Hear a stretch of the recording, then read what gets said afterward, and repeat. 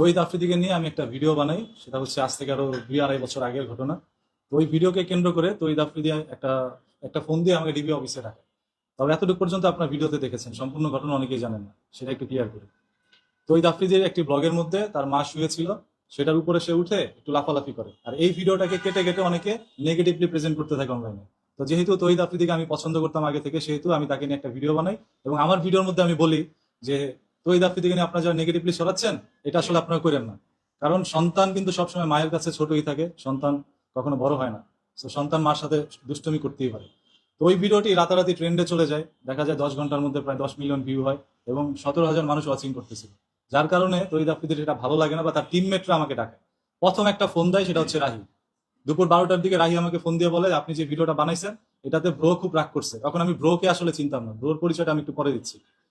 পরবর্তীতে আমি বললাম যে ভাই, যদি কোনো প্রবলেম থাকে আপনি বলেন, আমি ভিডিওটা এখনই ডিলিট করে দিই। তো তারা বললো যে মানে ব্রো যতক্ষণ নির্দেশ না দিবে ততক্ষণ পর্যন্ত ভিডিওটা ডিলিট করতে পারবেন না।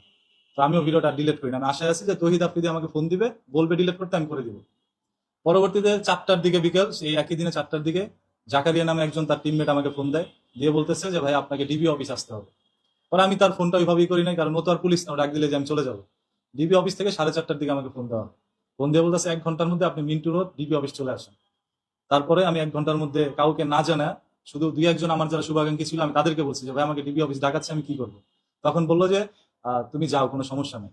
তো আমি তাদের উপর আস্থা রেখে আর পুলিশের প্রতি আস্থা রেখে আমি ডিবি অফিস যাই। যাওয়া মাত্রই গিয়ে দেখলাম ডিবি অফিসের মধ্যে তহিদ আফ্রিদি ভিডিও কলে মানে কথা বলতেছে সেই পুলিশ কর্মকর্তার সাথে। তো ওই মুহূর্তে আমি দরজা দিয়ে ঢুকি, আর তারা বলতেছে যে এই যে এই মালটা না। তো বললো যে হ্যাঁ এটাই সেই মাল। বলা মাত্রই আমার পিছনে এইভাবে হ্যান্ডকাপটা পরায়, পরানোর পরে মানে এলো পাথারি আমাকে কটা চর দেয়। তারপর মাথার মধ্যে একটা টুপি পরায়। তখন ভাই আমার কাছে মনে হচ্ছে যে পুরো দুনিয়াটাই আমার কাছে অন্ধকার। সেটা কি জমটুপি বা কোনো এরকম ছিল কিছু? যেমন যেমন জমটুপি বলতে অনেকে বলছে জমটুপি, হ্যাঁ। কালো মুখোশ পরা বা এরকম হ্যাঁ, টুপিগুলো আর কি, মানে কাপড় দেওয়া আর কি, এরকম দিয়েছিল কিনা আপনার? আচ্ছা, ওই কালো টুপিটা ছিল এরকম যে ফাঁসির মঞ্চে যে টুপিটা পরানো হয় লাস্ট মোমেন্টে, ওই টুপিটা আমার মাথার মধ্যে পরানো হয়। আমি কোনো কিছুই দেখতে পারতেছিলাম না। পিছন দিয়ে এলো পাথারি আমাকে ঠিক একই বরাবর আমাকে 15 থেকে 20টা বাড়ি মারে। তারপর আমি মাটিতে বসি নাই, এর পরবর্তীতে যখন আমার হাঁটুর মধ্যে বাড়ি মারে, আমি মাটির মধ্যে বসে পড়ি। তারপর ভিডিও কলে তহিদ আফ্রিদিকে দেখাচ্ছিল যে এই যে এভাবে দিচ্ছে আর কি, সবকিছু দেখাচ্ছে। তো তহিদ আফ্রিদির মন তখন পর্যন্ত গলে নাই। যার কারণে সে তখন, আমি কিন্তু শুধু বলতেছে যে মাপ চা, ওর কাছে মাপ চা। আমি তহিদ আফ্রিদির কাছে মাপ চাচ্ছি যে ভাই আমি জীবনে কোনোদিন ভিডিও বানাবো না, আমাকে মাফ করে দেন, এবারের মতোই শেষ, প্রয়োজন আমি রিক্সা চালাই খাবো, তারপরে ভিডিও বানাবো না। তখনও তহিদ আফ্রিদি সেই পুলিশ কর্মকর্তাকে বলছে যে আপনি ওর নামে মামলা দেন, ও জামাত শিবির করে, আপনারা ওর ওই আইডি রেখে দেন, ফেসবুক চ্যানেলগুলো রেখে দেন, আপনারা ইনভেস্টিগেশন করেন, তাহলে জানতে পারবেন যে ও জামাত শিবিরের সাথে জড়িত। এরপরে আমার কিন্তু ফেসবুক আইডি, ইউটিউব চ্যানেল সবকিছু তারা রেখে দেয়। মানে ওইগুলো তহিদ আফ্রিদির টিমমেটেই নেয় বা পুলিশ নেয়, যেই নেক আমার কাছ থেকে নেওয়া হয়েছে। তো আমার মুখোশ বান্ধা অবস্থায় যখন আমাকে মারধর করা হচ্ছিল, তহিদ আফ্রিদি ভিডিও কলে ছিল, এটা আমি বুঝতেছিলাম। তো ওই রুম থেকে আমাকে আরেকটি রুমে নিয়ে যায়, যেখানে নিয়ে আমাকে হাঁটুর মধ্যে বাড়ি দিয়ে আবারও বসায়। বসানোর পরে তারা বলতেছে যে কোন কলেজে পড়স। আমি বললাম যে জাতির জনক বঙ্গবন্ধু শেখ মুজিবুর রহমান কলেজ থেকে আমি পড়াশোনা করছি।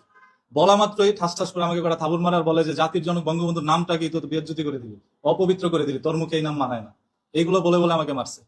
তারপরে বললো কি করছ, আমি বলে ভিডিও করি। সেই ভিডিও বানান করতে বলছে, আমি বানান করছি। বানান সঠিক হওয়ার কারণেও মারছে।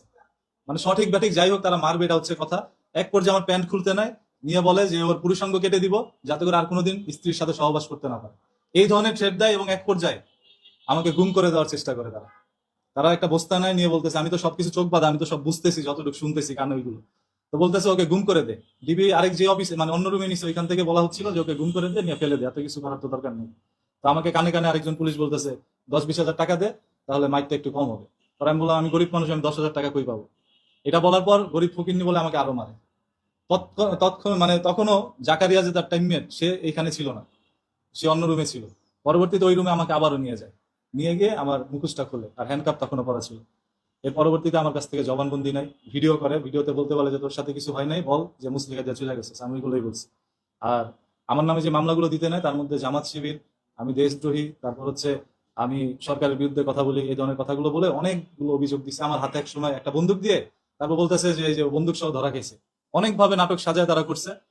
আহ কতদিন ছিলেন সেখানে?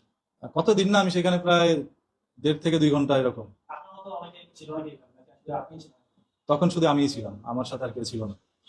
শুধু আমি একাই ছিলাম, আমার সাথে এরকম কাজগুলো করছে। তারপর যখন তার টিমমেট জাকারিয়ার সামনে আনলো, তখন জাকারিয়া ফোনে বলতেছে যে ব্রো, সবকিছু কিন্তু এক্সট্রিম হয়ে যাচ্ছে, আপনি যা চাচ্ছেন তার চেয়েও বেশি হচ্ছে। মানে তারা হয়তোবা চাইছিল যে 2-4টা বাড়ি মেরে ছেড়ে দিবে, সেইখানে আমাকে এত পরিমাণ মারছে যেটা তারা নিজেরাও কল্পনা করতে পারে না। তখনও তহিদ আফ্রিদি বলে নাই যে ঠিক আছে ওকে মাফ করে দাও, তখনও বলেন আমি তো মাপ চাইতেছি। পরে জাকারিয়া তাকে যখন আবারও ফোন দিতে দেখলো, মানে ফোন দিল, তখন দেখলো যে তহিদ আফ্রিদির ফোনটা ধরা হচ্ছে না।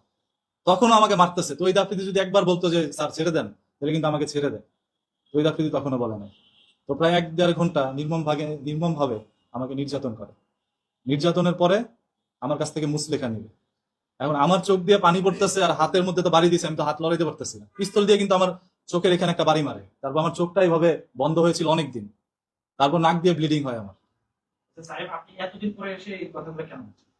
এতদিন পরে কেন ভাই, আপনারা সবাই জানেন যে 17 বছর পুরো বাংলাদেশের মানুষ চুপ ছিল। সেখানে অনেক প্রভাবশালী লোক ছিল যারা সবাই চুপ ছিল। আর সেখানে আমি একটা মামুলি পুঁটি মাছ। আমি তার বিরুদ্ধে কথা বললে আমাকে নিয়ে যদি আবার পিটাইতো, কেউই জানতেন, আপনারা কেউ কিন্তু জানতেন না। আমি হয়তো বা গুম হয়ে যেতাম। এই ভয়েও আমি কোনো কিছু বলিনি, অনেকদিন চুপ করেছিলাম। গত বছর 5ই আগস্টের পরে তো অনেকে ধরেন, অনেকে নির্যাতনের শিকার যারা হয়েছে বা বিষয়টি অনেকে মুখ খুলেছে। এতদিন পরে এসে যখন দুই তারিখকে গ্রেপ্তার করা হয়েছে, আপনি তখন এসে কিন্তু এই কথাগুলো বলছেন, এই কথাগুলো সত্যতা কি? আচ্ছা, এটা সত্যতা হচ্ছে তার টিমমেটরা তো জানে সবাই কি হয়েছে। তারপর ওইটা তো হচ্ছে প্রুফ নাই কোনো, আমি মুখ দিয়ে বলছি। এটা প্রমাণ হচ্ছে 5ই আগস্টের পরে। আমি মনে হয় 9-10 তারিখের দিকে তহিদ আফ্রিদিকে নিয়ে ভিডিও বানাই, ওইখানে আমি সবকিছুই বলে দিই। ওই ভিডিওটা ভাইরাল হয় নাই। ওই ভিডিওটার মধ্যে তহিদ আফ্রিদি নাম বাদে বাকি যা করা হয়েছে আমি সব বলছি। ভিডিও এখন আমার পেজে আছে, কত সালে ছাড়া হয়েছে আপনারা চাইলে দেখাইতে পারি। So, ওই ভিডিওর মধ্যে আমার সবকিছুই বলা আছে। পরবর্তীতে যখন আফ্রিদি গ্রেপ্তার হইলো, তারপরে সবাই আবার আমাকে বলছে যে ভাই আপনি একটু বলেন, এই বিষয়টা বলেন। আর তারপর আমার যারা শুভাকাঙ্ক্ষী, যারা এই বিষয়টা জানতো, সবাই বলছে ভাই এখন মুখ খোলার সময়, তুমি এখন মুখ খোলো অন্তত পক্ষে, না খুললে তুমি কাপুরুষ। তো আমি চিন্তা করলাম যেহেতু তারই টিমমেটের একজন রাহি, তার টিমমেটের একজন সদস্য যাকে তহিদ আফ্রিদি বড় করছে, মোটামুটি অনলাইনে পরিচিতি করেছে, সে মুখ খুলছে, আমি কেন খুলবো না? তখন আমি কিন্তু আবারও বিষয়টা বলি এবং তহিদ আফ্রিদির নামটা উল্লেখ করে সেই 5ই আগস্টের পরে যে ভিডিওটা বানাই, ওইটা আমি আবারও বানাই। জাস্ট তার নামটা এবার বলে দিছি, আর এই ভিডিওটা ট্রেন্ডে চলে আসে। মানে আপনি 5ই আগস্টের পরে তার নাম নিতে ভয় পেতেন। হ্যাঁ, কি এমন ভয়, বা এরপরে আপনাকে আসলে আপনার থেকে কি মুসলিকা নিয়েছে আপনি? মুসলেখার মধ্যে নিয়েছিল যে আপনি দেশদ্রোহী যে কন্টেন্ট আমি বানাই, এটা আমার কাছ থেকে জবানবন্দি নিছে যে আমি দেশের বিরুদ্ধে কথা বলি, শেখ হাসিনার বিরুদ্ধে কথা বলি, এগুলো আমাকে দিয়ে লিখাইছে। এবং ভবিষ্যতে আমি এই ধরনের কন্টেন্ট বানাবো না, এটা আমার কাছ থেকে তারা লিখিয়ে নিয়েছে। আর কেন আমি তহিদ আফ্রিদির বিরুদ্ধে এতদিন কথা বলি নাই, এটা হচ্ছে ভয়। আমাকে জীবনে কোনোদিন একটা পুলিশ রাস্তার মধ্যে দাঁড় করা জিজ্ঞেস করে নাই তোর বাড়ি কই। সেইখানে ডিবি অফিসের মতো একটা জায়গা আমারে নিয়ে, মানে আমি একা ছিলাম ভাই। একা একটা মোমেন্টে আপনারা যেই কই আপনাদেরকে এখন পর্যন্ত কাটে নাই। আমি কিন্তু সেই ট্রমার মধ্যে এখন পর্যন্ত আছি। কারা কারা নির্যাতন করছে, কারণ নাম বলতে পারবেন? আহ, ওইখানে যে পুলিশ কর্মকর্তা যারা ছিল সবাই সিভিলে ছিল, যার কারণে আমি কারো নাম দেখতে পারিনি। তৎকালীন জিল প্রধান হারুন সাহেব মিটিং বলছিল। আমি তাকে দেখি নাই ওইখানে। তো যেহেতু আমরা দেখেছি তহিদ আফ্রিদির সাথে তার অনেক ভালো খাতির, তো ডিবি অফিস যেহেতু একটা কলে কেঁপে যায় তহিদ আফ্রিদির, সেহেতু হতেও পারে যে হারুনের মাধ্যমে আমাকে নেওয়া হয়েছে। আপনাকে যে ফোন দিয়ে দিয়েছে, মানে কোন কে থেকে ফোন দিয়ে দেওয়া হয়েছে, আপনাকে কে ফোন দিয়েছে? ডিবি অফিসে পুলিশ ফোন দিয়ে নিছে আমাকে।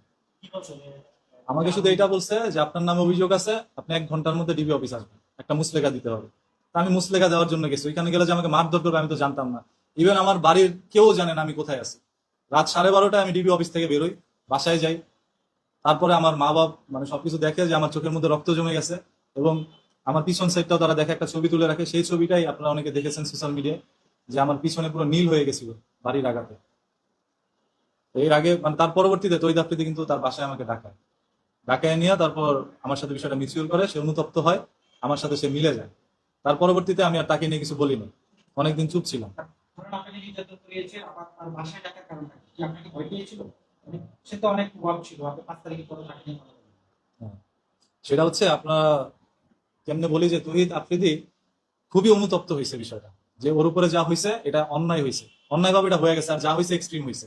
যার কারণে সে তার বাসার মধ্যে নেয়, আমাকে বেডরুমের মধ্যে নিয়ে যায়, সেটার ভিডিও আমার পেজে আছে। বেডরুমের মধ্যে নিয়ে তারপর সে আমাকে জড়ায় ধরে বলে যে ভাই যা হয়েছে আমি সেটার জন্য অনুতপ্ত, তুমি আমাকে ক্ষমা করে